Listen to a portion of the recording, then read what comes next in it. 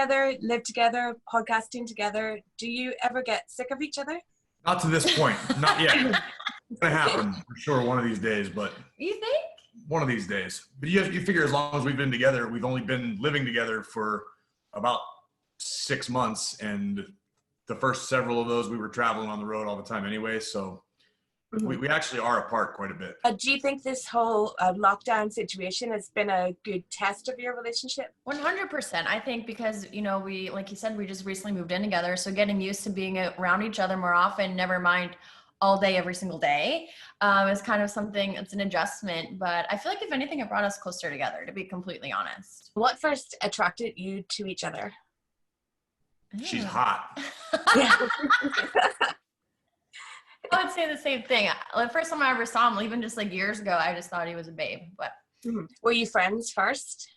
Yeah, we've always gotten along pretty well. I mean, we had limited interactions at work for the most part, for the first few years at least, because we kind of missed each other on the NXT schedule. But then we started seeing each other pretty regularly at work. Yeah. Your relationship was made public with this false story, and then we saw the outcome of that in Total Divas. When you started doing Total Divas, did you ever think, I don't want this to be in it? I don't know if we really had a choice. Literally, it was happening, it coincided at the same exact time. Like when we started filming was when that happened. So it's just kind of like, well, this is happening, and we wanted to be as real as we possibly could. So we figured if we left that out, then we wouldn't really be authentic. I wasn't originally supposed to have anything to do with Total Divas. Yeah. How did you feel when you were then asked to be on it, Matt? It was just such a weird time. I think if we could do it all over again, I think it would be better. It was just such a chaotic time in both of our lives, off camera. So then to have it, be all broadcast and watched for the world to see, definitely added a whole other layer of difficulty. I feel like when we go back and watch the episodes, it's not even us, who we truly are, because there were just so many things going on outside of just our jobs that we're okay, we're on our first date right now and there's cameras around. We're on the New York Post. We have just all of these things happening. So it's I watched us back and I'm who is that couple? That's not who we are now. Mm-hmm. And going back to that time, how did you feel, Leah, the night of the Elimination Chamber, before you were about to walk out? I was definitely nervous, but at the same time, with anything in WWE, the show must go on.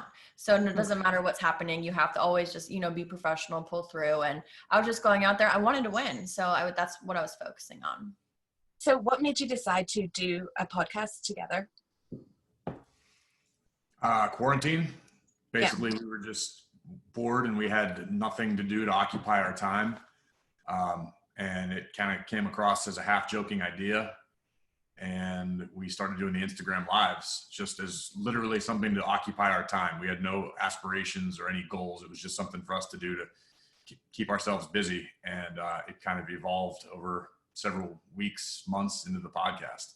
And I think beyond just our fans enjoying it, we had friends and colleagues and people commenting on it and messaging us being oh my gosh, that was so cool when you guys talked about that. Or, my boyfriend and I are struggling with the same thing. How are you dealing with that? And again, beyond just our fan base, for our friends, family, colleagues to be enjoying it and asking us questions, I thought, okay, we could be onto something here. What do you think you would like other couples to learn from listening to the podcast? Yeah, we're all sort of the same. We all have issues. We all there's no perfect relationship, as you've obviously said prior. We've dealt with things that have been in the public eye, and there's a lot of things I think we all deal with that we don't really talk about. And I think the more we can normalize some of the issues that we all go through and just kind of keep it light and fun.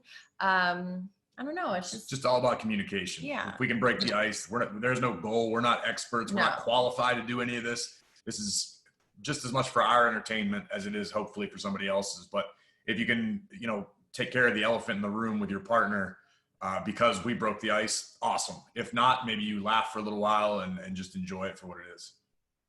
Did you ever have any worries as a couple of putting something out there together and kind of being more connected with each other professionally? I think for both of us, it's just a fun opportunity to do something that isn't wrestling. Right. Like WWE is still priority one. Obviously, we love that place. This is just something for Matt and Leah to do that, it gives us an escape. We get to be a little bit creative, have some fun, and kind of step outside of the box versus what we do week in and week out. And it's kind of a nice break from the grind. I think it, like you said, it just allows us to be ourselves. And I think even sometimes we go in and record some of our podcasts afterwards, I'm like, gosh, like I feel good. Like as a couple, we kind of get things out that maybe we're either holding in or maybe we're too afraid to say, but we just kind of like let it all out. That's one thing we don't do is hold back. Like there's not like, oh, I don't want to say that. Like we say probably too much. And I'm like a little worried for people to be like, oh my gosh, they do that. Or I can't believe they thought about that. But at the same time, if we're going to do this, we have to like be all in and not like half-ass it. So what's the most surprising thing either of you, the other has said during either your podcast or one of your Instagram lives? It seemed like Panda comment. Well, the panda comment got all the traction. That's what started all that. Of honestly is kind of what put the idea for us to make this into a podcast, because of just the traction that it picked up. And it was mostly lighthearted and it was just everyone had a good laugh.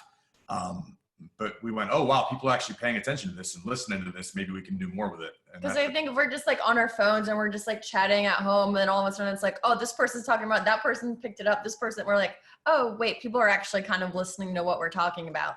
And he has a bad habit of like saying things and not thinking about them. And then they just like get out there. And yeah, so I guess we'll see where the podcast goes, because I'm sure there'll be a couple episodes where things come out, but like I said, we want to be honest and be open, and we have to know that there's going to be some scrutiny of whatever it is that we're talking about, but at the end of the day, we are who we are. So it's something like the panda thing. Leah, did you get women saying, yeah, I've been that woman? And Matt, did you get guys saying, yeah, I know what you mean? Oh, definitely. I got a few texts from friends, like they realized I put my foot in my mouth, but they were also kind of like, we know what you meant. Just came out a certain way, and everyone just kind of laughed about it. And I think that's what's cool about this podcast. We're able to like put our personal experiences out there, and we can kind of gauge and like see what other people think. Maybe they agree with him. Maybe there's some women that would agree with him, and then vice versa. So I guess we're just kind of like, we have this one episode, it's our second episode, about social media and, getting into your partner's phones, and like some couples are cool with it, some couples aren't. And it's just like interesting to see how other people like navigate through their relationships. So Matt, as a more seasoned podcaster, what advice did you have for Leah? A lot of it. She doesn't like it sometimes. Well, it's his delivery, okay? It's not the things he has to say, it's how he says them. Yeah, it's a learning experience. I mean, I learned it when I wasn't a trained broadcaster. I was something I had to learn. And I've kind of embraced it, and I'm extremely comfortable doing it, and I'm very confident in what I do. So I think I have a learning curve in that I forget that she doesn't do this all the time. Yeah, and never done it. Yeah, so it's there's a lot of times where I'm like expecting her to react a certain way or saying something, and it's like, no, that's not right. It's just I can't. She reminds me, or I have to remind myself that she's brand new at this. Yeah, and he's not necessarily like what's the word I'm looking for? Gentle. Like gentle with his words or gentle with his criticism. He's just like, and it's like, okay, this is not a good work environment for me to be sitting here and getting scolded, because now I have to pretend like I actually like you, and I'm really annoyed with you right now. Is this something you've been through before? Like, Matt, have you ever said anything to Leah about wrestling where you've been like, I don't want your opinion? I very rarely, unless it's something that stands out to me, we surprisingly don't talk about work that much. We try not to, at least. Yeah. We kind of like to leave that, at the office. So once in a while I'll suggest something or and a lot of times I do go for you for feedback. I'm like, what did you think about this? How could I have fixed that? And I mean, I like to think I can take criticism, but it's also how he delivers it. Is that something you're working on, Matt? Sure.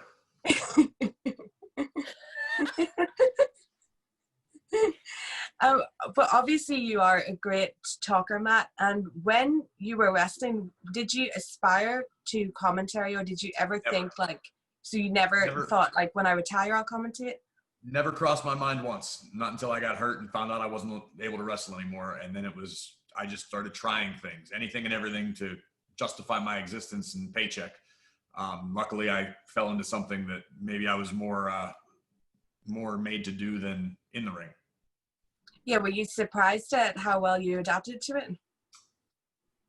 I don't know if surprise is the right word. I dove in with both feet and just became obsessive and worked and spent countless hours practicing and learning and trying to get better. And I'm always learning and thinking, oh, I can do this better. I'm my own worst critic about everything.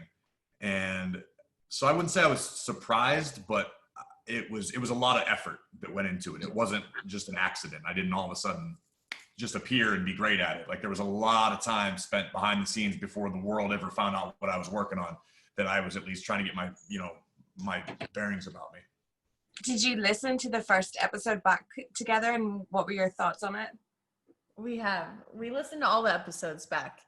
Yeah. Even today we were this listening morning to we listened to next week's. And we were, I mean, I don't want to toot my own horn or anything, but we were laughing really hard at it.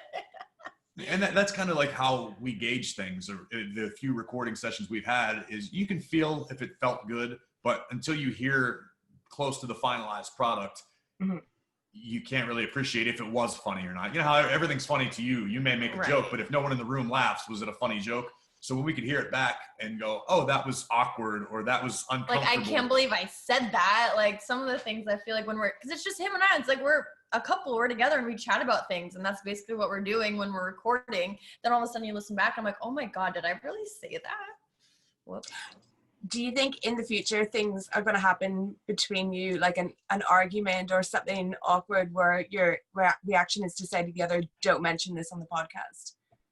I would say more than likely that's going to happen at some point. But those will be the best episodes, I bet, because it'll be something that you'll mention it anyway. More than likely, if we do have an argument or a heated debate, it's something we'll bring forward, once everything's cooled down a little bit. Don't expect to hear any heated knockdown, drag out arguments, but I mean, we're going to disagree and have fun. And like the first time we record, or it's actually our second time we recorded, he was putting so much pressure on me because every time he wanted me to like say something, like he was saying earlier, picking up a cue or something, and I don't know what I'm supposed to do. All I know is like how to talk as his girlfriend, and we're just chatting, but I wasn't picking it up. And he kept saying, okay, we got to redo this. And I'm like, relax, like, let's just chill, because I don't know what I'm doing. That's what is the charm about it. Like, it's not like this professional podcast where like, hello, welcome to the Matt and Leah show. It's like, no, like, we can mess up. That's normal. People can relate to that. Who do you two go to for relationship advice? Sister and my mom. Those are like two. Like, my mom, I feel like, is such a good gauge on everything because she's just like this strong woman that my dad is crazy. So like, she's been dealing with my dad for her, like, my entire life. So she's been and seen it all. So I always go to her and my sister. They're always honest with me. So I wish I had an answer for you. I'm kind of too strong-willed and what I'm looking for. Headstrong, thank you. To really ask for advice, which isn't necessarily a strength of mine. I would say it's probably you gotta work on that. But yeah, I just kind of power through and put my head down. Well, also, like, I'm pretty perfect, so he doesn't really have to deal with anything on like his end with me. So I smile and nod a lot. Do you have any ideas for future topics for shows? Few that I feel like we're gonna wait for a while to kind of like dive into, like maybe some more serious stuff eventually, but right now we're trying to keep it light. Like, next week's episode is all about like bodily functions and dealing with like going to the bathroom around your partner or anything like that, which he's like, if you want to hear me, if you want to hear me cringe, that's basically the concept for next week. But yeah, we actually been getting a lot of suggestions from people on social media saying, hey, not necessarily asking for advice, but hey, would you guys ever talk about this? Like, one thing I know we're going to eventually have to delve into is I'm divorced and have kids. She has no kids, but obviously we're making this relationship work. Again, it's down the line. We're still trying to find our footing, and we don't want it to get to the point where it's preachy. And very heavy. Never going to have any sort of like hard answer where this is how you do it, because we don't have the answers. It's just kind of just know how we do it to break the ice for somebody and say, oh, well, maybe we'll try that, or these people did that, and just see where it goes. Once the lockdown is fully over, do you see yourselves both definitely making sure you make time for this podcast? Oh yeah, Totally. consistent. We're all in. We made the agreement with one another when we first decided to do this. We were either going all in or not going to do it at all. And we spent money out of our own pockets. This is, like I said, we don't have anyone financing this. This is just renting studio time, paying editors, advertising. All that stuff is coming out of Matt and Leah's pockets, not anybody else's. So, so we decided if we're going to do this, let's do it right. And hopefully we have some good luck with it. If not, it's still fun. Yeah. Like more than anything, it's like something fun for us to do outside of work that we get to enjoy together. And it just brings us closer. Is fun then your like main motivation? If you're financing it yourself, is fun just what you want to get back from it? I would say 100% more than anything, it's fun. We've had some fun conversations between each other that we didn't think we would have had, or we've the stuff you're hearing a lot of times, I mean, it's very authentic. We're actually having these conversations, particularly next week for the first time. So the reactions are genuine, but yeah, we get the ability to be creative. And the thing with WWE is it's just so all encompassing, and it hits every aspect of your life, and we're always on the road.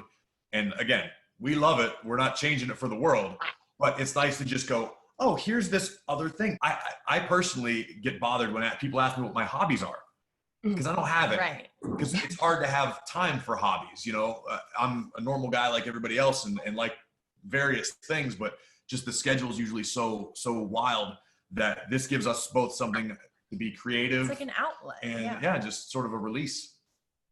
When lockdown is over, like, is there anything you'll miss about it? Do you think you're actually going to miss having to spend all that time together? We've been talking about that so much because we genuinely just love we're like this old married couple. Like we're like 80 years old. We wake up every day, we have coffee together, we go on a bike ride, we make dinner, we're in bed by 8, we watch our shows. Like we're just like, that's what I'm going to miss most about lockdown, is being able to go to sleep at 8:30 p.m. after binge watching Married with Children or that 70s show. But I feel like this is the first time in 7 years I'm just like taking a bit of a break. And it's like, wow, I'm okay with just being this normal couple. Like I don't need to like have to be traveling and going here and there. I do it because I want to, not because, oh my gosh, you're just like on this grind and you feel like you're trapped or something. It's like, oh my gosh, like, yes, I love my job, but I also just love this normalcy that we have. And Leah, this week there's been a lot of talk about Evolution since it aired again. How do you feel about that? And do you want to see another one? I would love to see another one. I mean, the first one was so much fun, and it was just it was groundbreaking. It was just so cool to be a part of it. And I think finally we're at a point for the women where the things we're doing, it's not a big deal anymore. Before it was, oh my gosh, the women are the main event of SmackDown tonight. And now if the women are the main event, it's not even like, we don't even have to discuss it because it's just become normal. And I think that's just like such a cool place to be. And I'm just grateful to be a part of it. Do you guys think is the most surprising thing your fans are going to learn about you from listening to the podcast? It's impossible to pick just one. I think they're going to learn a lot. Yeah. Probably more than they want to know about both of us. I think they'll just be able to see a different side of us because how we're portrayed on TV and like different characters we have to play. And even like in interviews, you have to, be on and be a certain way. But I feel like this is just us like down to our core, just who we are when we're on our couch, like shooting the shit with each other. And I think that the fans will be able to just like see the genuine Matt and Leah. I just think it's exciting to show a different side of both of ourselves versus what people think they know or they know from that world. I think there's a lot more to us than what gets translated through TV.